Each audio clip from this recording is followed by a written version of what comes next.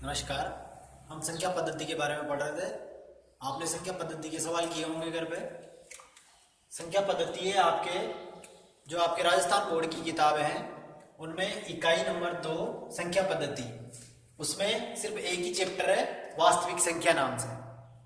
Rajasthan board की किताबों में इकाई नंबर 2 संख्या पद्धति नाम की यूनिट है, जिसमें एक ही चैप्टर है वास्तविक संख्या, जिसके बारे में अपन ने खूब सारा पढ़ा था और जितने भी तरीके सीखे थे वो तरीके आप अच्छी तरह समझ चुके होंगे और सवाल कर रहे होंगे। उसके बाद एक छोटा सा टेस्ट है, आपके 6 क्वेश्चन है इसमें। 7.प्रसाद की शर्त बताइए। 17/8 शांत है या अशांत, और शांत है तो कैसे, इसका कारण बताना है। 196 और 3890 का मसप न्यूक्लियड प्रमेयिका से ज्ञात करना है। 44 और 99 का मसप ज्ञात करना है। 180, 72 और 252 का मसप और लसप दोनों ज्ञात करना है। 3/625 कोमा 3/625 है एक तो संख्या, और दूसरी संख्या है 129/2 5 की घात 7 और 7 की घात 5। ये शांत है या अशांत, दोनों अलग अलग संख्याएं हैं। ये शांत है या अशांत, ये शांत है या अशांत। 2 क्वेश्चन हो गए ये। इस प्रकार 6 क्वेश्चन बनते हैं आपके। ये 6 क्वेश्चन करने हैं आपको। एक बात और बता दूं, ये 6 क्वेश्चन वो है जो आपके एग्जाम में आए हुए हैं। आपके राजस्थान बोर्ड के एग्जाम में, 10वीं के एग्जाम में ये क्वेश्चन आए हुए हैं। अपन ने अभी तक एक भी सवाल करना नहीं सीखा, फिर भी ये क्वेश्चन आपको आएंगे। मैं विश्वास के साथ कहता हूं ये क्वेश्चन आप कर पाएंगे। तो अब अपन प्रश्नावली की तरफ चलते हैं और सवालों को देखते हैं। आपके पहला सवाल है 2.1 में कि दर्शाइए एक विषम धनात्मक पूर्णांक का वर्ग 8q + 1 है। अपन को दर्शाना है कि विषम धनात्मक पूर्णांक का वर्ग 8q + 1 है, जहां q एक धनात्मक पूर्णांक है। q एक धनात्मक पूर्णांक है। क्वेश्चन देखते हैं। आप समझ गए होंगे कि ये क्वेश्चन न्यूक्लियड प्रमेयिका से है। और अपन ने सीखा था कि अपन इस 8 को क्या इस 8 को b समझेंगे।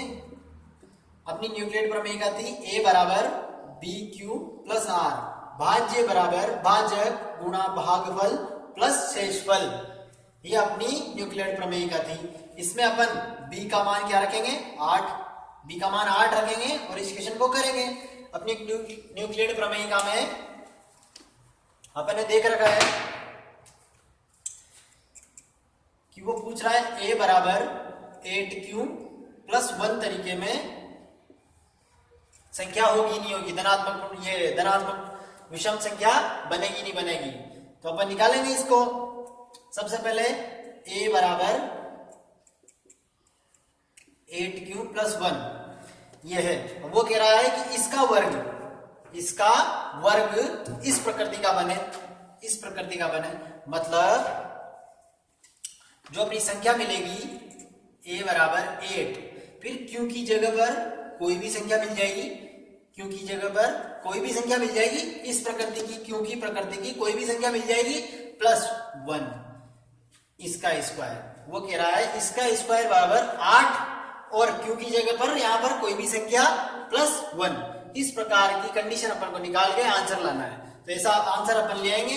अपन ने लिख रखा है कि कोई भी धनात्मक पूर्णांक a बराबर 8q + 1, और वो पूछ रहा है इसका वर्ग इस प्रकृति का होना चाहिए, तो इसका वर्ग कर देंगे। वर्ग करो, a² बराबर 8q + 1, इसका भी वर्ग कर देंगे। वर्ग करेंगे तो क्या आएगा, 8q का square 64q² + 1 square plus 2ab यानी कि 16q। आगे अपन करेंगे 64q² प्लस 16q + 1 को उधर लिख देंगे, क्योंकि अपन को इस प्रकृति का लाना है। एक पीछे होना चाहिए, q की जगह पे कोई भी संख्या होनी चाहिए। अब अपन यहाँ पर 16 कॉमन ले सकते हैं, 16q कॉमन ले सकते हैं। 16q कॉमन लेते हैं, क्या बनेगा, 4q + 1 ये बन जाएगा +1। अब अपन देख रहे हैं ये जो संख्या है ये अपनी वैसी बन गई ना ये संख्या। और यहाँ पे क्या लाना है, 8, यानी कि यहाँ पे यूं भी लिख सकते हैं अपन 8 गुणा 2, तो अपनी क्या बन जाएगी,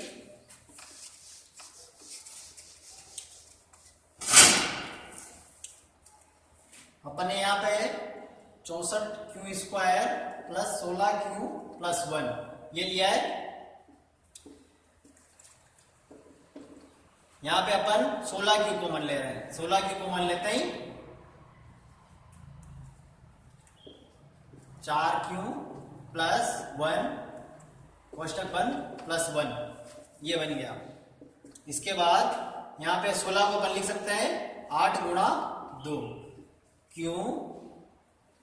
4q प्लस 1 प्लस 1। अब ये जो संख्या है ये पूरी की पूरी संख्या अपनी वही बन गई, उस प्रकृति की बन गई। इसको अपन q मान लेंगे। अगर इसको अपन q मान लेते हैं, इसको अपन कोई भी संख्या मान लेते हैं इसको, तो ये प्रकृति बन जाएगी। तो अपन इसको मान लेते हैं 8q तो यहां मान रखा है इसलिए अपन कुछ अलग मान लेते हैं। इसको मान लेते हैं 8m प्लस 1, 8m प्लस 1 यानी कि m बराबर अपन ने यहां बनाया है 2q 4q प्लस 1, ये अपना m हो गया। इससे अपन सिद्ध कर सकते हैं, यहाँ पे ये मिल गया, ये इसी प्रकृति का है। देखिए 8q प्लस 1 ये भी 8m प्लस 1 इसी प्रकृति का है। तो अपन इसे कह सकते हैं कि ये बन गया अपने धनात्मक विषम पूर्णांक, इस प्रकार का बन गया।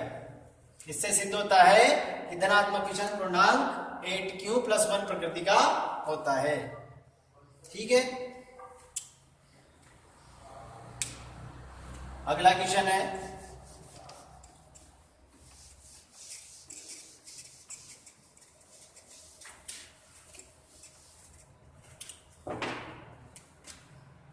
कोई धनात्मक संख्या का घन कोई धनात्मक पूर्णांक संख्या का घन 9q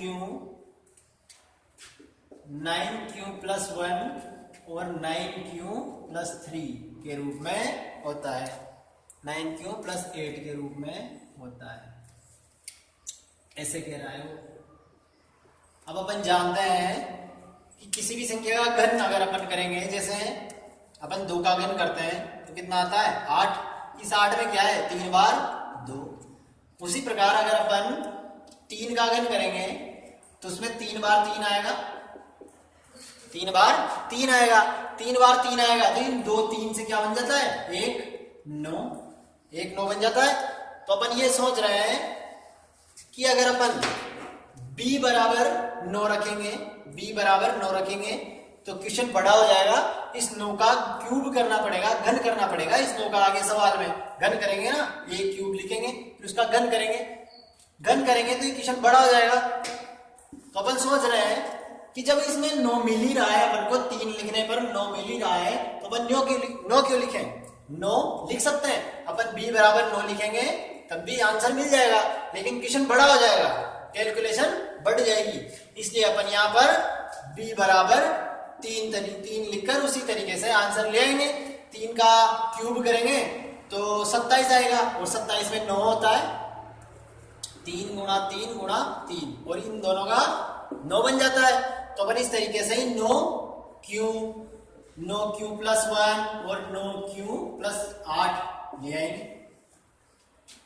ठीक है, तो अपन अपनी प्रमेयिका है a बराबर bq plus r, bq plus r। तो इसमें b बराबर 3 लिख देंगे। अब a बराबर पहले तो लिखेंगे 9q, फिर लिखेंगे a बराबर 9q प्लस 1 दूसरी कंडीशन में। इसके नीचे दूसरी कंडीशन लिखना, ये सेकंड कंडीशन। फिर थर्ड कंडीशन बनेगी a बराबर 9q प्लस 8। अब वो कह रहा है इनका घन, यानी कि a का घन, a का क्यूब, इसका क्यूब करना है, इसका भी क्यूब करना है, इसका भी क्यूब करना है। और जब अपन इनका क्यूब करेंगे तीनों का, तो इसी प्रकार की चीजें मिल जाएगी। इसमें मिलेगी 9 मिलेगा, और पीछे ऐसी संख्या मिलेगी जिसे अपन कुछ भी बना देंगे, एम ए बी क्यू कुछ भी बना देंगे, तो इसी प्रकार का आंसर मिल जाएगा जैसे पिछले सवाल में किया था। यहाँ पे भी अपन को 9 मिलेगा और क्यू की जगह में कोई भी चीज मिल जाएगी +1 मिल जाएगा। यहाँ पे भी अपन को 9 मिल जाएगा, क्यू की जगह में कोई भी चीज मिल जाएगी +8 मिल जाएगा। तो अपन सिद्ध कर देंगे कि धनात्मक पूर्णांक संख्याओं का घन 9q +1 9q +8 के रूप में होता है। इस सवाल को आप आगे कर सकते हैं। तीसरा क्वेश्चन है आपके,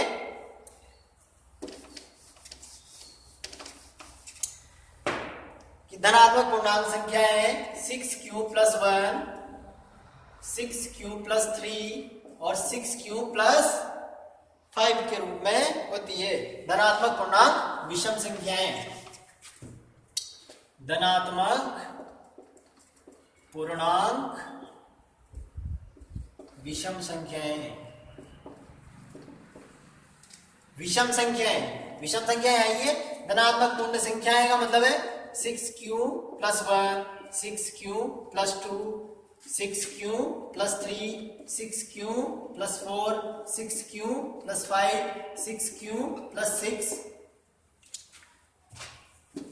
ऐसे संख्याएं बनती जाएगी। धनात्मक पूर्णांक संख्या इस प्रकार की बनती जाएगी।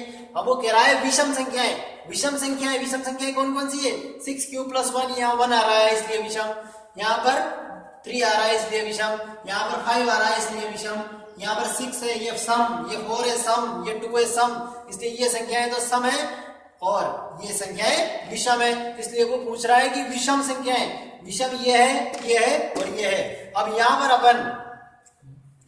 पर अपन b बराबर मानेंगे 6, b बराबर क्या मानेंगे 6, b बराबर अपन 6 मानेंगे तो अपना 6 इसका b का मान b बराबर 6 मानेंगे तो अपना r का मान है, इस r का मान कहां से कहां तक होगा? b से लेकर 0 तक, 0 से लेकर b तक, 0 से लेकर b तक, यानी कि b से छोटी संख्या से लेकर 0 तक मान होगा। तो ये 6 लिखेंगे, यानी कि r का मान हो जाएगा 0 1 2 3 4 5 और विषम संख्याएं कौन कौन सी बनेगी? 0 से 3 से और 5 से। तो अपन से वो यही पूछ रहा है कि इससे बनने वाली संख्याएं धनात्मक विषम संख्याएं, विषम पूर्णांक संख्याएं बनती है। ये क्वेश्चन भी आप कर लेंगे। आप इन क्वेश्चनों में लिखेंगे 0 से लेकर 5 तक की संख्या, यानी कि ये सभी संख्याएं लिखेंगे। b बराबर 6 लिखने पर ये सभी संख्याएं बनेगी। ये सभी संख्याएं बनने पर आप छांटेंगे धनात्मक पूर्णांक विषम संख्याएं, जो कि बनेगी 1 2 और 3, और यही अपने पूछ रहा है धनात्मक विषम संख्याएं। ये क्वेश्चन भी कंप्लीट हो गया। आगे चौथा क्वेश्चन है,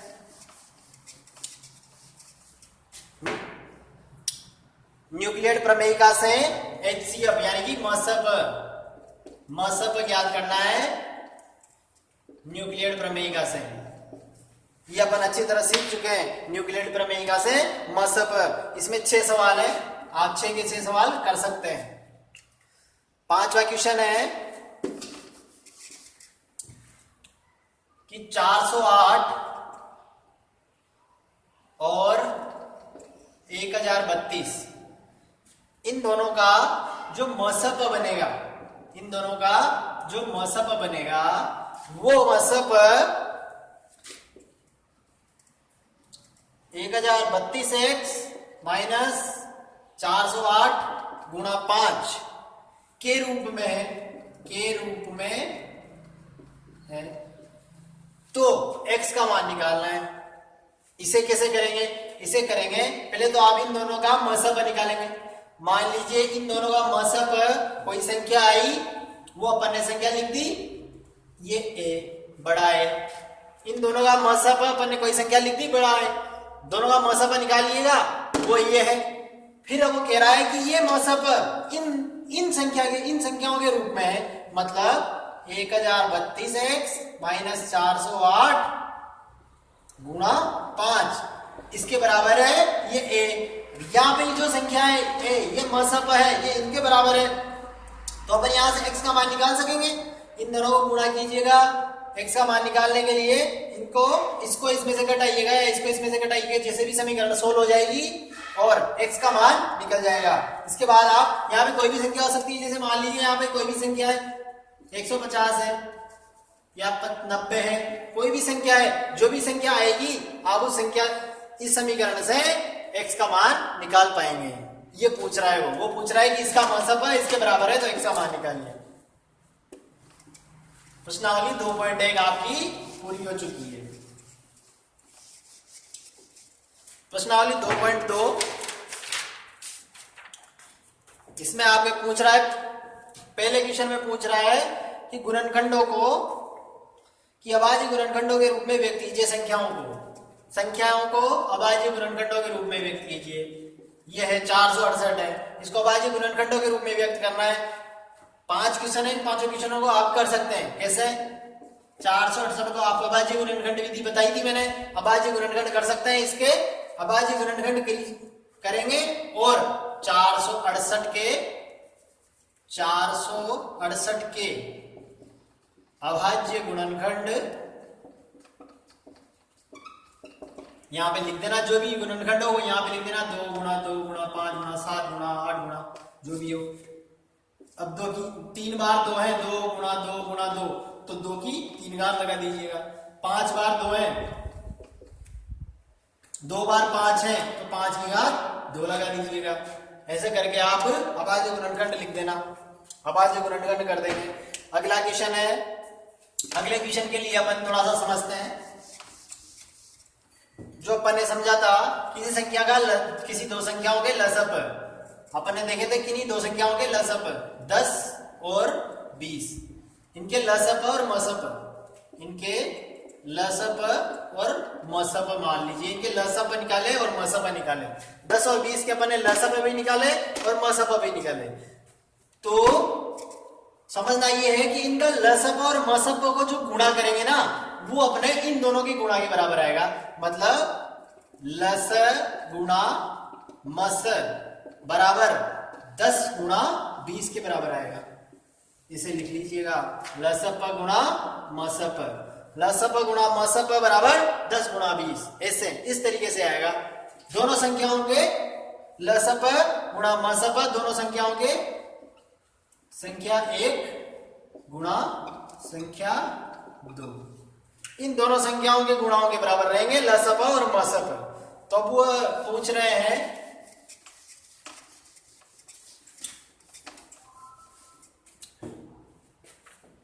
कि गुणनखंडों के गुणनफल के रूप में व्यक्त कीजिए। आपको वैसा ही करना है, आप इन क्वेश्चन को कर पाएंगे।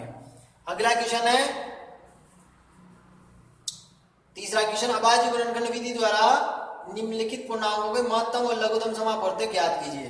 जैसे 12, 15 और 21, इनका लसप और मसप ज्ञात करना है। ये भी अपन जानते हैं, आप कर ही चुके होंगे इन सवालों को। तो इसके बाद आपके सवाल है चौथा और 5वां सवाल। इन सवालों को आप कीजिएगा, अगली क्लास में देखेंगे। धन्यवाद।